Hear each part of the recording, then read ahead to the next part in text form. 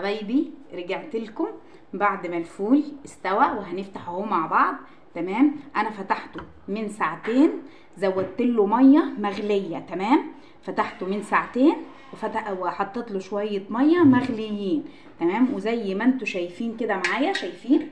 محدش يقول لي طب عشان انا ما عنديش قدره، طب ما الفول بيتعمل في قدره. لا، ما انا اهو ما عنديش قدره وعاملاه في حله زي ما انتم شايفين كده. شايفين لونه؟ زي ما وعدتكم بالظبط ان هتلاقوا الفولايه. شايفين اللون اهو، بره وجوه، ولا غمقت ولا جرالها اي حاجه من الغمقان. شايفين الميه بتاعتها اهو، ادي ميه الفول. ولا حد يقول لي الفول اسمر مننا، اصل احنا ما بنحبش نعمل الفول عشان بيبقى اسود. طول ما انت موجوده في قناه سر وصفه ماما هتعملي الفول احلى من بره زي ما انتوا شايفين بالطريقه دي.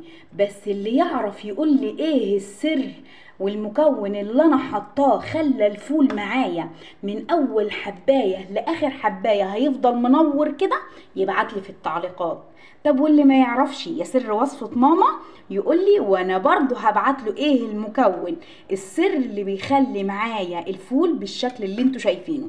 شايفين كده معايا اهو، كله قدامكم الحمد لله. شايفين وش الحله؟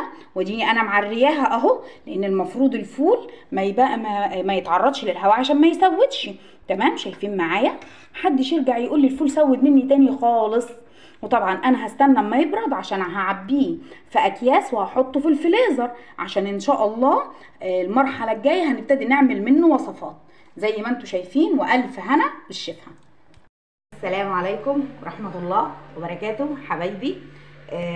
ان شاء الله النهارده باذن الله هعمل لكم وصفه اكيد انتوا من شكلها كده عرفتوها، بس اهم حاجه شجعوني وشيروا الفيديو عشان يوصل لاكبر عدد من المتابعين.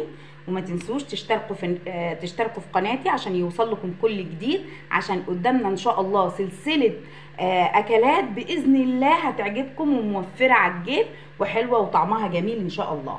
طيب انتوا كده طبعا عرفتوا دلوقتي من الشكل اللي قدامكم هنعمل ايه. هنعمل فول. طب ايه مكونات الفول؟ زي ما انتوا شايفين انا جبت كيلو فول ونضفته من الحصى من الزلط من كل حاجه مش حلوه فيه، وكوبايه عدس. طب هتعملي ايه بقى؟ دول هاخدهم انقعهم اقل حاجه 12 ساعه.